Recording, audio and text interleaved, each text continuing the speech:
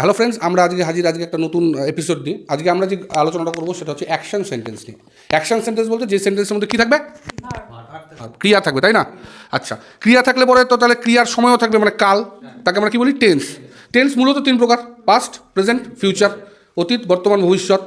ভবিষ্যৎ মানে যেটা আগামীতে হবে, তাই না? ফিউচার।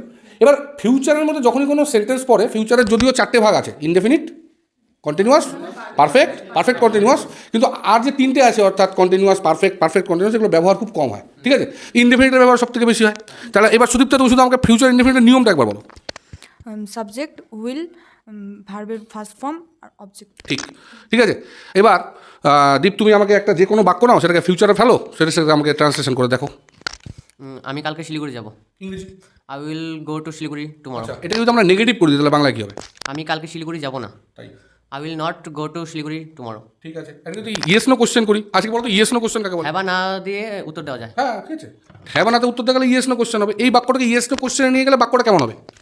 আমি কি কালকে শিলিগুড়ি যাব? আচ্ছা, এটা যদি তুমি করে দিই তুমি কি কালকে শিলিগুড়ি যাবে? তখন কী হবে? Will you go to Siliguri tomorrow? ঠিক, এক্স্যাক্টলি, একদম ঠিক আছে, তাই না? তাহলে এটা আমরা ফিউচারে যাচ্ছি, তাহলে আমরা কি ইউজ করছি? Will not. উইলটাকে সামনে আনছি, ইয়েস নো কোশ্চেন হচ্ছে। আবার ডাব্লিউএইচ কোশ্চেন যদি আমরা এগুলোকে নিয়ে যাই, ডাব্লিউএইচ কোশ্চেন, তার সর্বপ্রথম ডাব্লিউএইচ কোশ্চেন বলে কোন বাক্যগুলোকে? যে কোশ্চেনে হ্যাঁ বা না দিয়ে উত্তরটা সম্পূর্ণ করা যায় না। এক্স্যাক্টলি, কোনো উত্তর দিতে হয় না। এই বাক্যটাকে ডাব্লিউএইচে নিয়ে যাওয়া যাবে বাংলায়, বলো তো। যাবে। তুমি কোন দিন শিলিগুড়িতে যাবে? তুমি কবে শিলিগুড়ি যাবে? ঠিক, কারণ এটা হ্যাঁ না বলা যাবে না, তাই না? তখন কী হবে এটা ইংলিশে? When will you go Siliguri? When will you go to Siliguri, কোনো দিকে যাচ্ছি টু। তাহলে হোয়েনটা যখন আসলে ডাব্লিউএইচটা আসছে, ডাব্লিউএইচের পরে আমরা কাকে নিয়ে আসছি? উইলকে। উইলকে, মানে অক্সিলারি ভার্বটিকে নিয়ে আসছি। তারপরে সাবজেক্ট, তারপরে ভিওয়ান, তারপরে অবজেক্ট, তাই না? ঠিক, কোনো অসুবিধা আছে? কোনো অসুবিধা নেই। এটা খুব ইজিও ব্যাপারটা।